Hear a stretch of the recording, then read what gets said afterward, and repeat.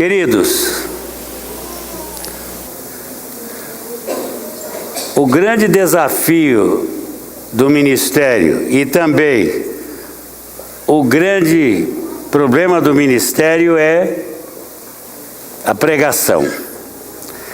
Porque você não pode pregar o que tem no coração, o que você quer, mas também não pode ser uma criação sua, tem que vir de Deus. E cada domingo é um desafio para o pastor, não é? Termina o domingo à noite, eu já estou pensando o que eu vou ensinar no outro domingo, e na segunda-feira já começo a ver o que eu vou ensinar, a buscar o Senhor para ver o que eu vou pregar. E assim é a vida do pastor. Não há um tempo assim que o pastor diz, estou livre agora. Não. Eu fui ver um filme essa semana com os meus netos. Me senti culpado. Mas por que, Senhor? Porque eu estou me divertindo? Não é um filme de guerra, guerra fictícia, ficção de guerra, né? Invasão da Casa Branca, né, Valdir? O ataque à Casa Branca. Não tem o que pecar nesse negócio, só por ver uma mentira, né? Porque aqui não é verdade. Mas lá naquele cinema eu estava dizendo, gente, eu com tanta coisa para fazer em casa, estou aqui. Não tem descanso assim, largado não. Mas aí, nesta semana, nos últimos tempos, eu tenho sido muito trabalhado pelo Espírito Santo, por Deus, a respeito da situação da igreja no mundo hoje. Eu não sou o responsável pela igreja. Quem é o responsável pela igreja é Cristo. Mas eu sou um pastor e assumo compromisso com a igreja. Se alguém sofre, eu sofro. Se alguém não tem comida, eu sofro. Se alguém não tem dinheiro para comprar gás, eu sofro. Se alguém não tem dinheiro para comprar roupa, eu sofro. Então, e aí a gente vai lutando, né? Sofro com o crescimento de vocês, né? Há muitos aqui eu vi nascer, batizei, estou vendo caminhar com Cristo, mas a vida cristã não é apenas nascer de novo e caminhar com Cristo. A vida cristã ela obedece padrões e parâmetros. A vida cristã exige algo, a vida cristã exige crescimento. Marquinhos, se você não crescer, você vai tornar-se um cristão do dia a dia. Se a vida cristã não for um grande desafio a você, a ponto de você querer crescer, então tem alguma coisa errada. O plano de Deus é que nós cresçamos. Eu gosto muito do apóstolo Pedro, porque um pescador com uma perspectiva do Evangelho como poucos têm. E por que isso? Porque ele aprendeu de Cristo, andou com Cristo, viveu com Cristo e foi um homem revestido de poder.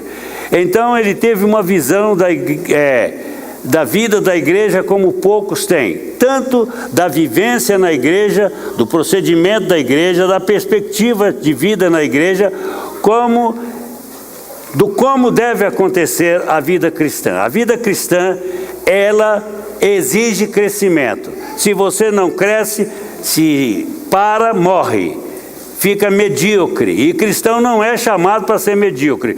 Por favor, cada um de vocês entenda, não há lugar para mediocridade na vida do cristão.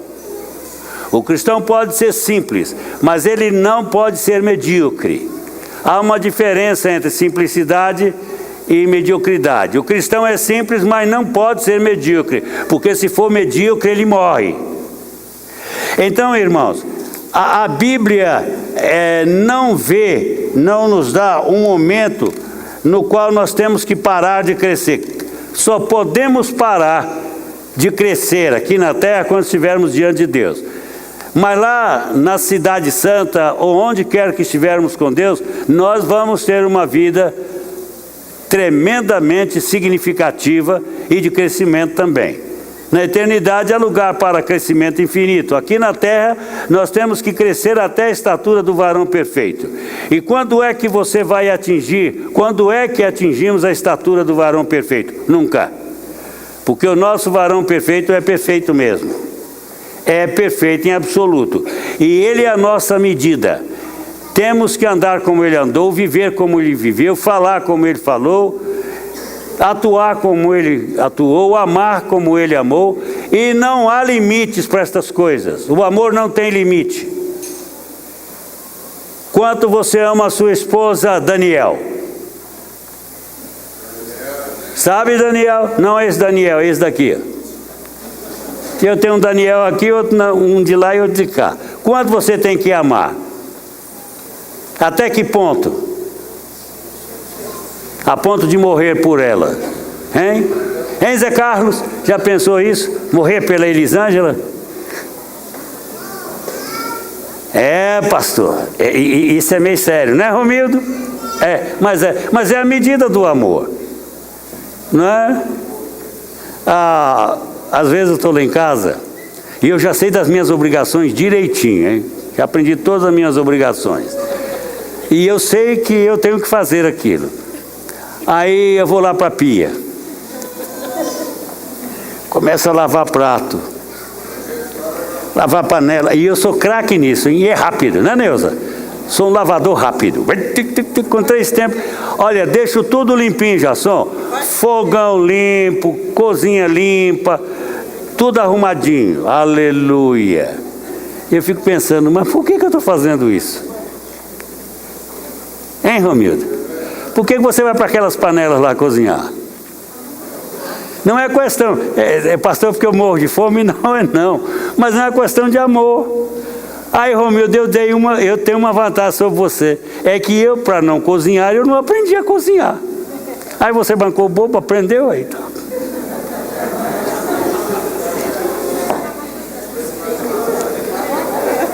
Aí, às vezes eu vou lá no tanque para lavar alguma peça de roupa. Estou lavando, eu disse, Senhor, isso é uma questão de amor. Me faz crescer no amor. Então, amor não tem limites, gente. Amor não é só dizer, eu te amo, querida. Que namorado diz, né? Que lua linda, meu querido. Mas você é mais bela do que ela. Talvez uma mocinha feia que dói nos ossos. Mas é tão bonita, mais bonita que a lua, né? Então, aí a gente vai viver. Mas é muito mais do que isto. É uma questão de vida no altar. É uma questão de imitação de Cristo. Então, irmãos, como podemos alcançar os parâmetros divinos para nós? Porque Deus nos criou a sua imagem e semelhança, não foi à toa, não. Ele nos criou a sua imagem e semelhança, não é questão que eu me pareço com Deus, é questão de eu ser como Ele é. Isto é, amar como Ele amou, operar como Ele operou, é isso aí, ser a imagem dEle. Na mente, no coração, me parecer com o Pai. Menino, você parece com o seu pai, mas não é essa aparência física. Nós não sabemos, nunca tivemos uma imagem de Deus, nem na Bíblia, nem em lugar nenhum. Ele não se apresenta. Quando ele está no trono, como é ele? Ele se parece com jaspe, brilhante, mas não se vê rosto. Não é? Agora, Deus tem rosto? Tem. Olha para Jesus e você vê o Pai. Tem corpo? Tem. Não é? Mas então, amados, mas como que nós vamos chegar àquilo que Deus tem propositado para nós? Cristo não veio aqui apenas para nos tirar do poder do pecado, da administração do inferno, do reino das trevas e nos trazer para o reino do seu amor. Ele veio para nos tornar conformes Ele é. O propósito de Cristo é que você se torne como Ele é. Já pensou, Daniel, o quanto você parece com Cristo? O quanto, pastor Anel, você parece com Cristo? O quanto, Adir, você parece com Cristo? Quando Cristo olha em você, será que Ele vê Cristo, Bimbato? Quando os homens olham para você, o que Ele está vendo lá naquela repartição que você trabalha? O que as pessoas estão vendo em você? Você está imitando quem? Você é quem? Se parece com quem? Fomos chamados para parecer com alguém, para ser como alguém, como Cristo é. Até o hino que diz, eu quero ser como Cristo é. Como? O que Jesus fez para trabalhar em nós para nós sermos semelhantes a Ele. Aí, aqui, agora vocês vão abrir as Bíblias de vocês. E, por favor, marque essa passagem de uma forma definitiva na sua Bíblia. Vamos lá para o capítulo 16 de João. Antes de ler o capítulo, eu quero dizer para vocês que o capítulo 16 contém as últimas palavras de Jesus aos seus discípulos, as últimas instruções, as últimas verdades que ele está dizendo, que ele vai dizer para os discípulos aqui na terra durante o seu ministério. Ele está findando o seu ministério, ele está à sombra da cruz, ele já sente a cruz ali. Então, à sombra da cruz, ele está falando pela última vez como Deus homem aos seus discípulos. E ele vê uma coisa naqueles discípulos. Quando a gente ama uma pessoa, a gente sabe o que ela sente, o que ela está sentindo e como ela está vivendo. A gente se interessa. Então Jesus conhecia aqueles discípulos. E ele olha para os discípulos naqueles últimos momentos da sua vida e ele vê que eles estão muito tristes. Eles já perceberam que algo vai acontecer e que vai separá-los por uns tempos do Mestre. E eles estão de fato tristes. A sombra da cruz atinge-os absolutamente. O fato de Cristo estar indo para a morte já dentro de pouco tempo os incomoda e os faz diferentes. E então ele vai dirigir as últimas palavras para eles. E ele diz lá no capítulo 16 o seguinte, do verso 1 ao 15, ele diz para eles assim: tenho-vos dito estas coisas para que não vos escandalizeis. Eles vos expulsarão das sinagogas, mas vem a hora em que todo o que vos matar julgará com isso tributar culto a Deus. Isto farão porque não conhecem o Pai nem a mim. Ora, estas coisas vos tenho dito para que, quando a hora chegar, vos recordeis de que eu vô-las disse. Não vô-las disse desde o princípio, porque eu estava convosco por uns tempos ainda. Mas agora estou para partir. Vou para junto daquele que me enviou, e nenhum de vós me pergunta para onde vais. Pelo contrário, porque vos tenho dito estas coisas, a tristeza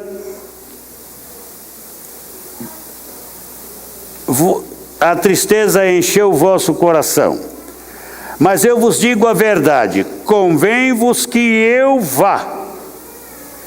É imperativo que eu vá. É necessário que eu vá. Porque se eu não for, o Consolador não virá para vós outros. Se, porém, eu for, eu vô-lo enviarei.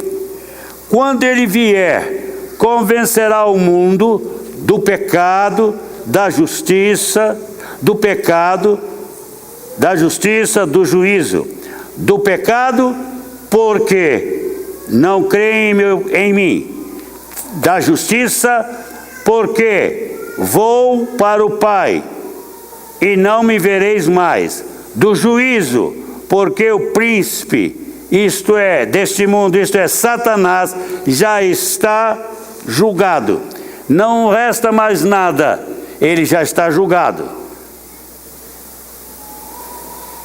Tenho ainda muito que vos dizer, mas vós não podeis suportar agora, porque a minha morte está aí. Vai ser um tempo de muito sofrimento para vocês. Então agora vocês não podem suportar o que eu tenho a dizer ainda. Quando vier, porém, o Espírito da verdade, ele vos guiará a toda a verdade, porque não falará por si mesmo, mas dirá tudo o que tiver ouvido e vos anunciará as coisas que hão de vir. Ele me glorificará, porque há de receber do que é meu e vou-lo há de anunciar. Tudo quanto o Pai tem é meu. Por isso é que vos disse que há de receber do que é meu e vou-lo há de anunciar.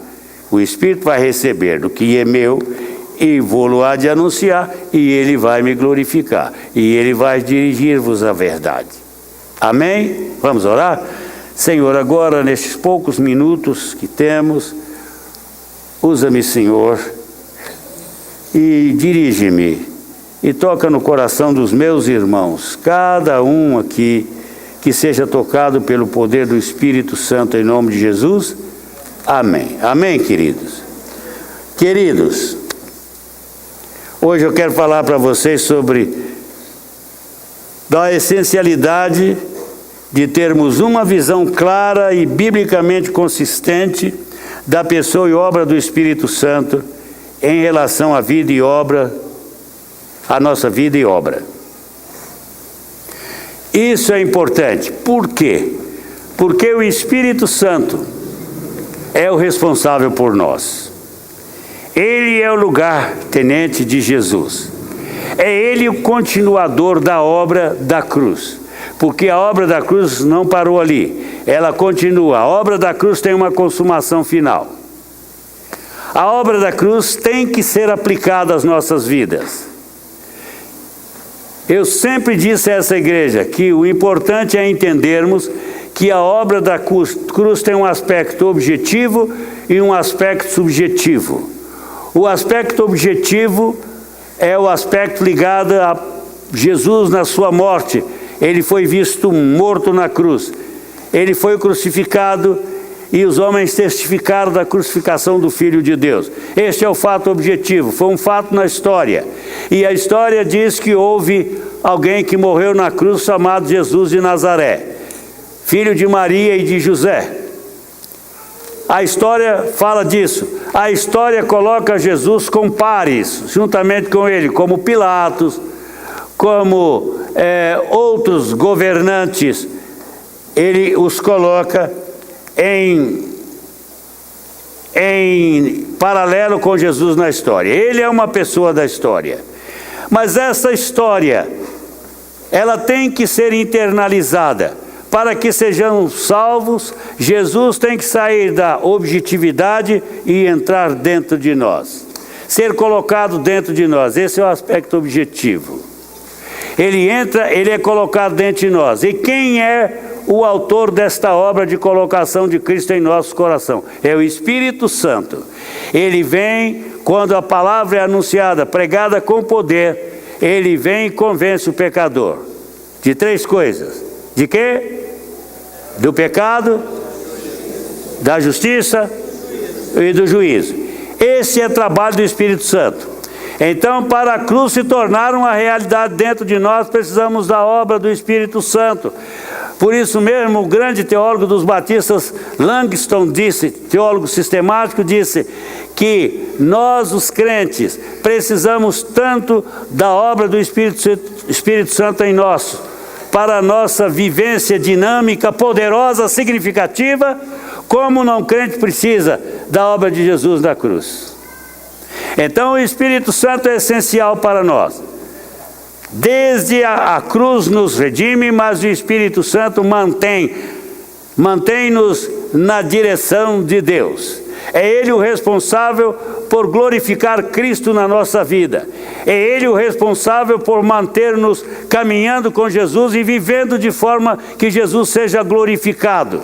É obra do Espírito Santo nos revestir de poder, dar-nos unção para vivermos a obra de Deus aqui na terra, para vivermos a vida de Jesus, para sermos como Jesus é. É interessante, irmãos, que a obra de Jesus, desde a sua concepção até a ressurreição, foi por obra do Espírito Santo. E isso nos diz que também em nossa vida o Espírito Santo é essencial. Agora aqui em João 16, Jesus está falando que é essencial a obra do Espírito Santo. Ele diz: é necessário que eu vá, eu tenho que ir para o Pai, porque se eu não for, o Consolador não virá a vós, o Espírito Santo não virá a vós, e se ele não vier, perdemos tudo que foi feito. Então eu tenho que ir. Ele é o meu executivo aqui na terra, ele será o meu lugar-tenente, eu vou enviá-lo. Ele é o outro Consolador. E é interessante que no grego nós temos duas palavras para outro, é heteros e alon. Héteros é outro diferente, de espécie diferente. Alon é outro da mesma espécie. E Jesus, quando diz: eu vou enviar outro Consolador, ele usa a palavra alon, outro da mesma espécie, outro como eu sou, com o mesmo poder. É Deus. E ele vai guiar vocês. Irmãos, ainda não entendemos isto. Ainda não entendemos o significado do Espírito Santo na obra da nossa redenção. Por quê? Porque desde o novo nascimento, ele trabalha para nascer, ele é a parteira dos céus. Ele trabalha para a nossa concepção, para que sejamos concebidos espiritualmente. Ele trabalha para o nosso novo testamento, para o novo nascimento. Ele faz o nosso parto, torna Jesus realidade dentro de nós, nos faz nascer de novo. Isso é obra dele, aleluia! É obra dele, irmãos. É ele que nos gera de novo para Cristo, pelo poder de Cristo. Ele aplica o poder de Cristo em nós e nos gera de novo. Somos gerados de novo. Ele nos faz nascer de novo e dali para frente ele habita em nós. Esse é o fato glorioso. Nós não estamos sozinhos na nossa jornada. Nós temos um companheiro. Ele chama-se Consolador. Ele vai conosco e na vida ele pega as nossas cargas lado a lado conosco e às vezes leva sozinho a nossa carga. Ele nos ajuda na nossa jornada, na nossa caminhada. E isso é muito importante. Nós não estamos sozinhos. Diga para o seu irmão: irmão, você não está sozinho. Você tem um companheirão aí. Ele se chama Espírito Santo. Ele anda com você. Ele guia você. Ele te orienta. Ele te supre. Ele reveste você de poder. Tudo isso é função do Espírito Santo. Aleluia. Amém? Vocês já entenderam isto? Quantos têm o Espírito Santo habitando no seu coração aqui? Levante a mão, façam assim, dê um glória a Deus. Amém, já temos muitos. Então, vocês já estão com a presença do Espírito em vocês, ele habita em vocês. Mas há mais do que habitação. Não é uma questão do Espírito Santo você ter mais do Espírito, porque ele não se dá sob medida. Ele está aí. Mas ele só vai usar você na medida que você permitir que ele use você. Na medida que você vai conhecendo o Espírito Santo e vai liberando a sua vida, ele vai usando mais e mais a você. A pastora Neuza estava me dizendo a respeito da pregadora Dave, uma americana que está pregando aqui hoje. Ela está pregando aqui na igreja. Aquela mulher, ela nunca foi a uma universidade. Quando ela era uma nova convertida, ela queria que ela orava para Deus trazer pessoas, para Deus usar as pessoas, e ela orava pelas pessoas, para que as pessoas acontecessem dentro do plano de Deus, porque para abençoá-la. Ela não tinha cultura, filha de uma família pobre. E aí, ela diz que de repente ela sentiu Deus operando na sua vida. E Deus a tornou uma pregadora de fama, de visão mundial. Ela tem pregado no mundo e não tem nenhuma universidade. Sabiam disso?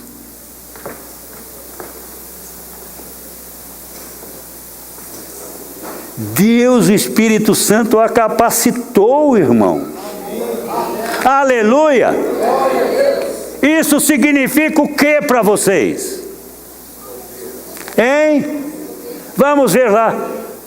João Bimbato, o que significa para a sua vida? O que significa para a sua vida, Mário? Hein, Mário? Altei a voz aí, Mário. Vamos lá. Fique de pé, de glória a Deus. Eu hoje sou capacitado pelo Espírito Santo. Aleluia. Olha, digam comigo assim, depois dêem glória a Deus. Eu, servo de Deus aqui, posso ser capacitado para uma obra muito maior do que eu possa pensar. Basta que eu me coloque à disposição do Espírito Santo e deixe que Ele haja em mim. Glória a Deus! Agora, irmãos, então, esta é a medida de Deus para a nossa vida. E vocês pensam que a Daisy, ela é uma pregadorzinha? É? Não, é uma senhora pregadora. Ela e o marido têm alcançado o mundo, irmãos. Ele é um pastor aposentado, deixou a igreja e se dedicou a um ministério mundial. E ele ajuda a gente. Eu estava lendo a biografia dele. Ele diz que ele estudou porque alguém investiu na vida dele. Ele queria estudar, não tinha como, foi para a universidade, de repente os recursos dele acabaram e começaram a escrever para ele, cobrando dele. E ele não tinha como fazer. Mas ele começou a orar: Senhor, tem misericórdia de mim. Eu quero te servir. Amanda dos céus, ajuda. E de repente começou a aparecer dinheiro na conta dele. Aparecer dinheiro que dava para pagar as despesas dele na universidade. E aí ele foi pesquisar quem era que estava pagando e descobriu que era um professor dele. Professor de grego dele, estava pagando a escola dele. E disse: mas o meu professor, ele não pode fazer isso, ele não pode pagar a minha universidade, ele não é rico. Ele foi com o pastor dele, com o professor que estava pagando, e disse: mas professor, o senhor não pode pagar a escola para mim, o senhor não ganha tanto dinheiro assim, para me manter e manter a sua família. O pastor disse: meu filho, olha aqui, eu e minha esposa escolhemos uma vida de simplicidade para que nós pudéssemos investir em homens de Deus. E você é um homem de Deus e nós vamos investir na sua vida. Pode voltar a estudar. Aleluia! Amém. Isso é ter visão de reino, meus irmãos. Não adianta, Edna, você ficar rica como empregada da Caixa Econômica. Não sei se alguém da Caixa Econômica já ficou rico. Né, Raquel? Vocês já leram a história de alguém rico pela Caixa Econômica? Não, eu também nunca li, não. Hein, Bimbato? Você já viu? Hein? Mas pode ficar rico. Não podemos viver para nós, irmãos. Aniversário da minha missionária, uma oferta para ela. Você tem que decidir. A igreja está precisando de dinheiro. Dinheiro para a igreja. Põe lá. Para que eu estou juntando dinheiro lá na caixa? É para na hora que a Dilma resolver dar um golpe nas nossas finanças, ela vai para lá, ó, corta tudo. O banco não dá mais dinheiro para ninguém. Fazer o que Collor fez. Aí, ó.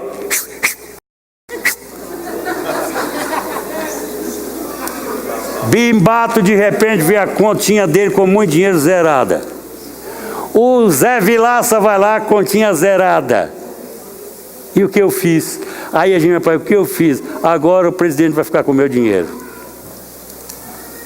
Mas quantas ofertas passaram e você não fez nada? Quantos desafios a você e o seu dinheiro e você não fez nada? Eu não fiz nada. Por quê? Porque faltou-nos esta plenitude, ver a vida do ponto de vista de Deus, ver a vida cristã da perspectiva de Deus. Isso só é possível quando o Espírito Santo está nos revestindo, Bimbato. Mas é isso que nós estamos vendo? Infelizmente não é isso que nós estamos vendo. Estamos vendo isso.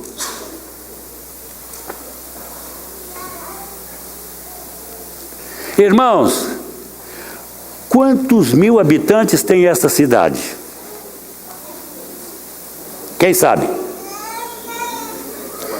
Taguatinga, quantos mil tem? Hein? Não. 500 mil. Por baixo, Bruno. Meus irmãos, nós temos aqui muitas igrejas, mas nenhuma das igrejas aqui tem 5 mil membros. Contadinhos, de fato, presentes. Nenhuma. Nós podíamos, por exemplo, nós aqui podíamos ter 5 mil membros aqui. Nós temos cacife templo para isso. Porque se nós tivéssemos 5 mil, eu garanto vocês, com 6 meses eu levantaria o prédio ali atrás. Ampliaríamos o nosso lugar de reunião. De repente nós teríamos lugar para tudo que nós precisamos. E de repente nós estaríamos abençoando milhares. Mas como isto vai acontecer? Me digam. Pode acontecer? Pode ou não pode? Você crê nisso, Marquinhos? Pode. Você crê? Pode. Ô Zé Carlos, você está lá no cantinho, você crê nisso? Que nós podemos ser 5 mil aqui? Você crê, Marquinhos? Você crê, Romildo? Mas como podemos ter? Pedro pregou numa noite, quantos se converteram? 3 mil. A igreja de Jerusalém, em menos de 3 anos, tinha 10 mil membros. Muito mais de 10. E de repente aquela igreja alcançou o mundo. Como? Eu vos pergunto, como? Vocês sabem como? Como foi que ela alcançou? Pelo mesmo modo que nós alcançaremos esta cidade e o mundo, no poder do Divino Espírito Santo, que está à nossa disposição. Ele veio sobre a igreja, Jesus enviou o seu Espírito para que ele e a igreja dissessem ao mundo, vem! E o mundo viria. Ele veio para fazer som, para suprir as necessidades da igreja e com a igreja dizer, vem! E todos viriam. Mas a igreja precisa do poder do Espírito Santo. Mas é isso que nós estamos vendo hoje. Parece, irmãos, que nós estamos fazendo um grande favor para Deus, oferecer a Deus toda a nossa indiferença, todas as nossas desculpas, toda a nossa preguiça, toda a nossa vagarosidade. Infelizmente, olha, eu sou como vocês. Vocês sabem que se exigir de mim, eu tenho muito mais para dar do que eu dou. Vocês não têm mais de mim porque vocês não exigem. Irmão, muito mais. O mundo pode exigir muito mais de nós porque nós não temos muito mais, não. Nós temos tudo de Deus. O Espírito Santo é o recurso que Jesus nos enviou e diz, se eu não for, ele não virá. E se ele não vier, o mundo não pode ser convencido do pecado, vocês não podem viver vida de plenitude, vocês não podem viver significativamente. Mas se ele vier, vocês vão chegar lá. E quando ele estava para partir, ele chamou os discípulos e lhes disse, olha, não se ausentem de Jerusalém. Vocês vão ficar nesta cidade até que vocês sejam revestidos do poder do Espírito Santo. Até que vocês sejam batizados com o mesmo batismo que João prometeu que vocês seriam. Essa é a promessa do Pai e eu vou derramar isto sobre vocês não muitos dias depois da minha ascensão. E 7 dias depois da ascensão, ele derramou o Espírito sobre eles. E o que aconteceu com eles? A história mudou. O Pedrinho, afoito, dizia que não devia, se tornou um homem concentrado, revestido do poder. Covarde, Pedrinho, a criadinha chegou para ele e disse, você é um seguidor dele. Não sou não, para lá. Epa, eu não sou seguidor de tal homem não. Nem sei de onde ele veio. Agora, lá diante das autoridades, quando ele sabia que ia apanhar para valer, Eles exigem que ele cale a boca. Ele e João, eles disseram: nós não podemos deixar de falar daquilo que nós vimos, sentimos, daquele que nós tocamos, andou conosco, comeu conosco, nos falou com todo amor, nos revestiu de amor, mudou a nossa vida. Nós não podemos deixar de falar dele, mas de jeito nenhum. Vocês não podem nos calar. Pedrinho ficou ousado.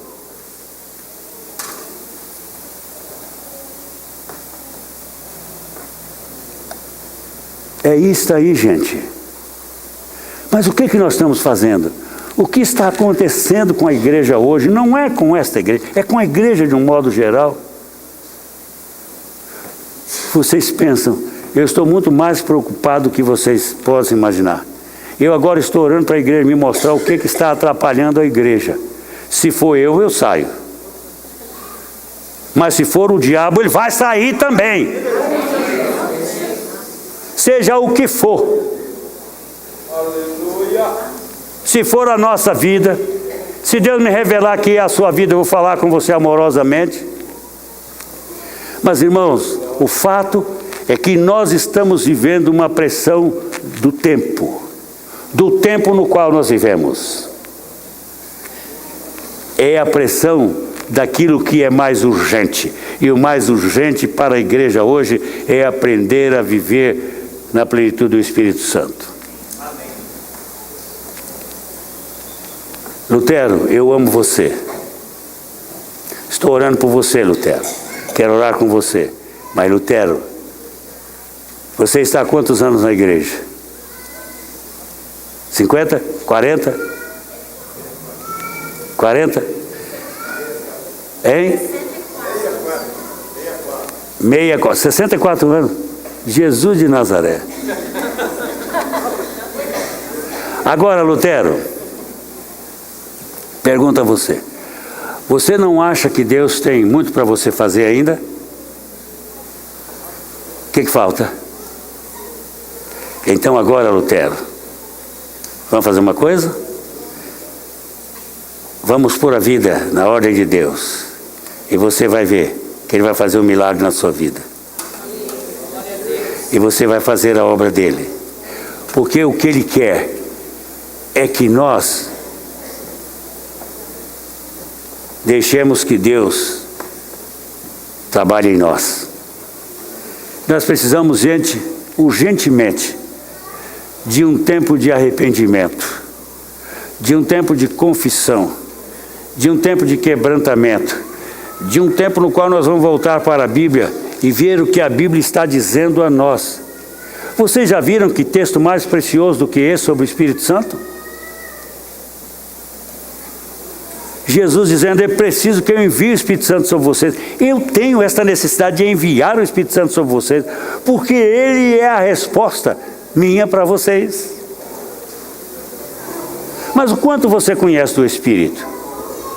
O quanto Ele está administrando a sua vida hoje, agora? Hein?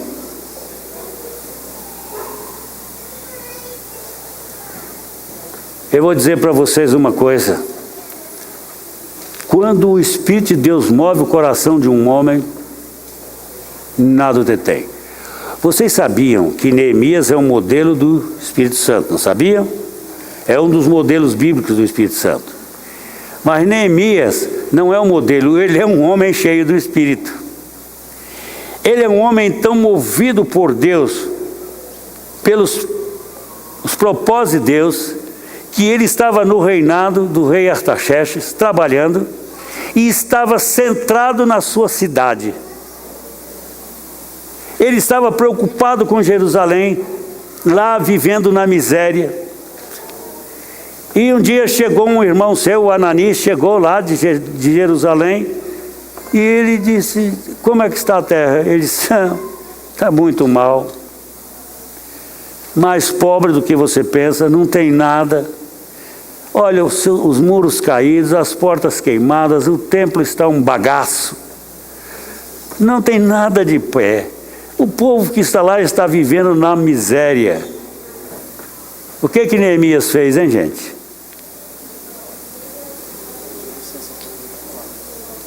Ele estava envolvido com o seu povo, com Deus, com o projeto de Deus.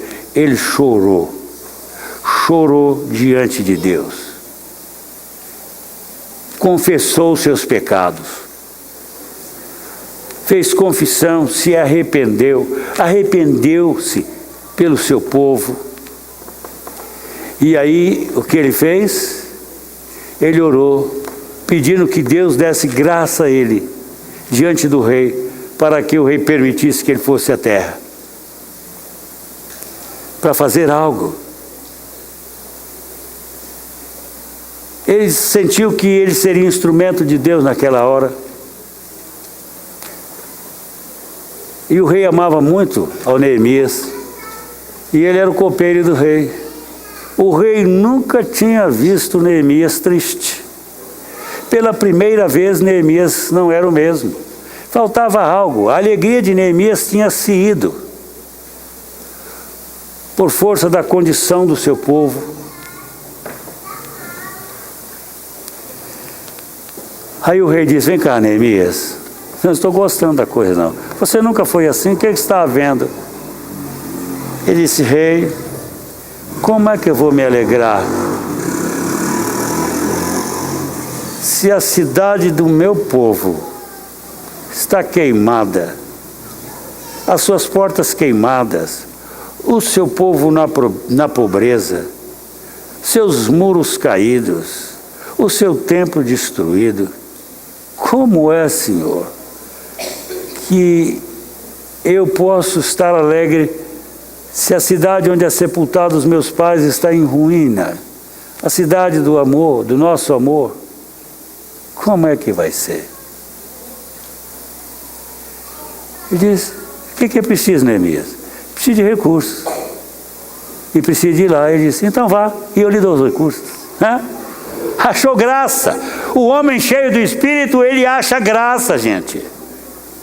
Por isso ele é testemunha ousada de Jesus.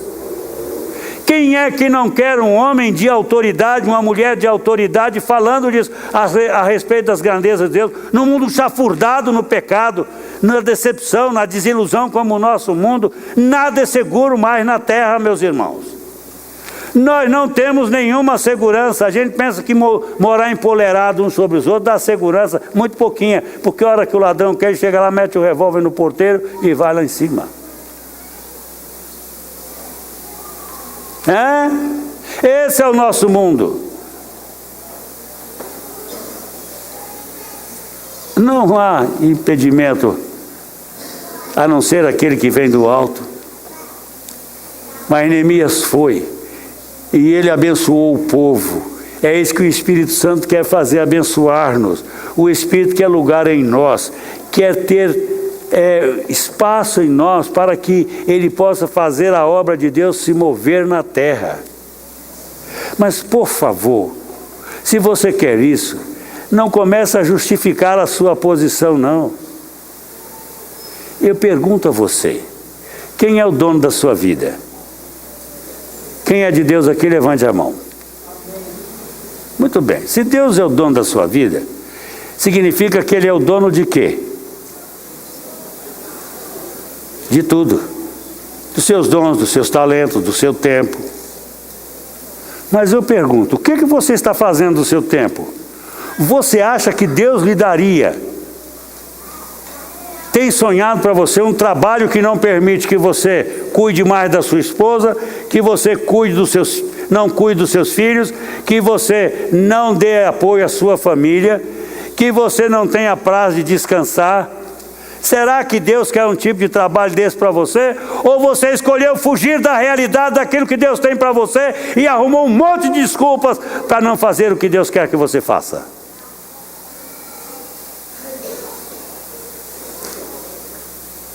O que tem acontecido? O moço está estudando, quer ser universitário. Qual é a primeira coisa que ele deixa de fazer quando quer estudar muito? Ele deixa de ir à igreja. Não vai mais à igreja. Aí dentro de pouco tempo você vê um moço que era viçoso, trabalhador na causa, se afundando espiritualmente. Por quê? Porque não tem mais alimento para a alma. Ele não tem tempo mais para Deus. Tira Deus da sua agenda e pensa que vai ser triunfante. Não vai ser, não. Vai viver uma vida às broncas. Não vai viver a vida intensa. Se você deixar a sua família pelo seu trabalho, a sua família vai ser destruída e você vai ser frustrado, vai ser um frustrado na vida para sempre. Pode até arrumar outra mulher, mas vai ser motivo de frustração para a sua vida, porque você tem traído o propósito de Deus na sua vida.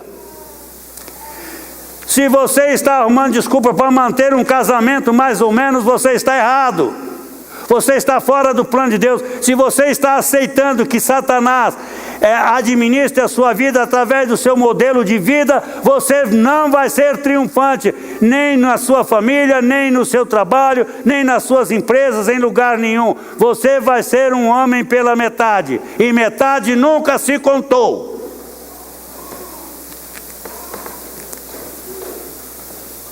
Queridos, tudo que Jesus planejou para nós foi vida de plenitude. E toda essa vida vai acontecer na medida que você entender a obra do Espírito Santo e deixar que Ele haja na sua vida.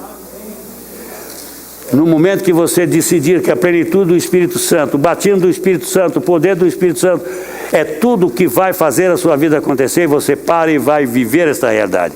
Você vai ver o que vai acontecer. As coisas vão fluir. Outro dia eu estava ouvindo o Silas Malafaia e ele contou a história de um homem que de repente aquele homem achou que ele deveria, o pastor daquele homem achou que ele deveria ser pastor. E ele aceitou que o pastor dele o consagrasse. E ele deixou as empresas dele e foi ser pastor. Mas foi uma frustração sem fim. Porque Deus havia vocacionado aquele homem e o ministério dele era ser um empresário. As empresas dele, até então vitoriosas, começaram a chafurdar porque ele deixou as empresas. Aí ele já não aguentava mais, o filho dele e o irmão dele afundaram a empresa, e ele foi com o pastor Silas e conversou com Silas. O Silas disse: você quer saber uma verdade? Você já foi o meu grande ajudador, hoje você não é mais do que... No seu passado, você como empresário investiu muito neste ministério. Hoje você é pastor. E eu acho que você não pode investir tanto quanto investia. Mas na verdade, você decaiu. E vou lhe dizer uma coisa. Pela intimidade que nós dois temos, o seu lugar não é no ministério. Volte para o seu pastor. Devolve para ele o ministério que ele lhe deu e volta para as suas empresas. Porque é lá o seu lugar. Você não acha? Ele disse: mas é isso mesmo, pastor, vou fazer isso. Voltou, na mesma semana, ele já foi lá, pastor, olha, estou entregando o ministério, muito obrigado, mas não é o meu lugar. Eu vou voltar a cuidar das minhas empresas. Dentro de pouco tempo, ele soergueu a empresa, outra vez, e voltou a ter alegria e a abençoar. Estava fora do lugar. Nós só estamos no lugar de Deus quando o Espírito Santo está nos orientando, gente. Vocês sabem por que eu continuo pastor de vocês? Antes de vocês eu pastoreei 8 igrejas. Foi 8? 8, já contei. 8 mais ou menos. Fui feliz em todas elas. Só uma delas não me convidou para voltar para ser o seu pastor, mas todas voltaram a convidar. E eu vim parar aqui. Aqui eu estou há quase 24 anos. Agosto, setembro, outubro, novembro, dezembro, janeiro. Daqui 5 meses completará 24 anos que eu estou aqui. Pô, dá uma festa. Queridos, mas por que eu parei aqui? Helenice, sabe que eu faço essa pergunta a Deus todo o tempo? Por que eu estou aqui? Eu não sou um homem sossegado não, irmãos. Não estou aqui por comodismo. Não estou aqui nem pelo salário que eu tenho. Eu estou aqui por uma questão de Deus. Mas eu tenho discutido com Deus: Senhor, se não for aqui, me diga que eu vou para Conchichina, porque eu não vou parar. Mas, Senhor, eu não quero viver desta forma, eu quero ver vitória nessa igreja. Eu quero ver o rosto de pessoas vitoriosas. Eu quero ver rostos de homens vitoriosos, felizes, louvando, celebrando a Deus. Mulheres alegres, moços alegres, adolescentes alegres, gente alegre, vibrante, porque está servindo a Deus. Eu não quero ver ninguém com cara comprida porque está aqui, porque acha que eu estou exigindo. Eu não tenho exigência que você esteja aqui, não. Eu estou liberando você. Eu não quero que você esteja aqui a contragosto. Eu quero que você esteja aqui porque Deus está abençoando você. Porque aqui é o lugar da sua bênção. Quero que você esteja aqui porque aqui você está crescendo. Porque se você não estiver crescendo aqui, não é o seu lugar, por favor. Tem um lugar que você vai crescer. Estou certo ou errado, gente? Certo. Mas eu quero ver gente vibrante.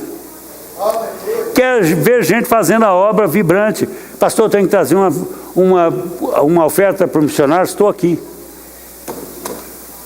Eu nunca fiz isso. Mas e se um dia eu chegar aqui e disser para vocês: eu quero 50 homens e mulheres aqui que dê R$2.000 até dezembro? O que vocês acham? Posso ou não posso fazer isso? Teve uma vozinha aqui que gritou para mim: pode. Só uma. Mas eu poderia fazer isso? Poderia, se Deus me mostrasse. É isso, Vilaça, que você vai fazer. Ele teria que vir mostrar os algarismos para mim. Mas eu faria. Por quê? Porque tudo que eu quero é ver esta igreja no lugar que Deus tem para ela. E qual é o lugar de vocês? Hein? Vocês têm pensado nisso?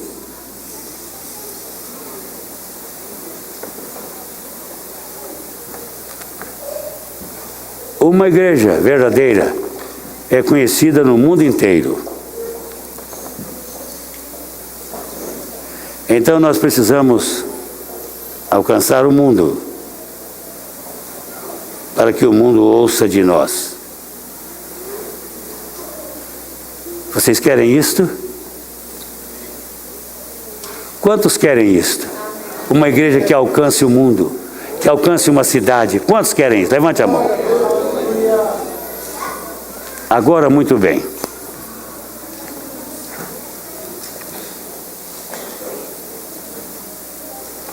Aqui e aqui está o meu esboço. Se vocês forem ver o meu esboço, vocês não vão ver nada do que eu falei nesta noite aqui. Porque eu pedi a Deus antes de vir aqui, que se não essa não fosse a mensagem, que Ele não me deixasse falar. Mas já falei o suficiente. Mais do que o suficiente, né, Bimbato? Concordam comigo? Pergunto a vocês: chega por hoje? Sim ou não? Sim, levante a mão. O Azaf foi o primeiro que levantou a mão. Está com sono. Ou fome. É sono ou fome, Azaf? Ah, é fome. Ô, Cláudio, você não está dando lanche para esses meninos quando saem de casa, minha filha? O Azaf foi o primeiro. Vote no meu avô.